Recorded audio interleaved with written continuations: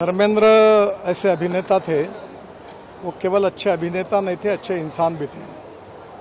बहुत सीधे और भोला उनका स्वभाव था।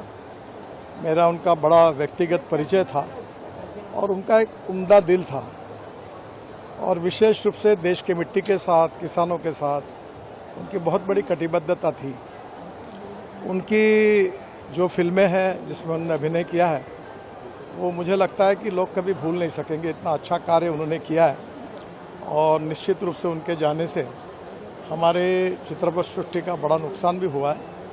भगवान उनके आत्मा को शांति दे, यही मैं ईश्वर चरण प्रार्थना करता हूँ। आपके साथ की कुछ यादें हैं उनकी? हाँ, मेरे पास अक्सर आते थे बहुत बार और बहुत यादें हैं। उनके बेटों के साथ मेरे अच्छे संबंध हैं। हेमा मालिनी जी से भी व्यक्तिगत रूप से पारिवारिक संबंध थे और बहुत बार उनका मुंबई पुणे एक्सप्रेस हाईवे पे एक फॉर्म भी है, तो काफ़ी बातों में आते थे, मिलते थे। उनका जाना निश्चित रूप से एक उम्दे दिल का और सबको मदद करने वाला, स्पोर्ट्समैन स्पिरिट ये शब्द जिसके जीवन में पूरी तरह ओतप्रोत था, ऐसा व्यक्तित्व था और उनके जाने से हमने बहुत एक अच्छे इंसान को गंवाया। मराठी से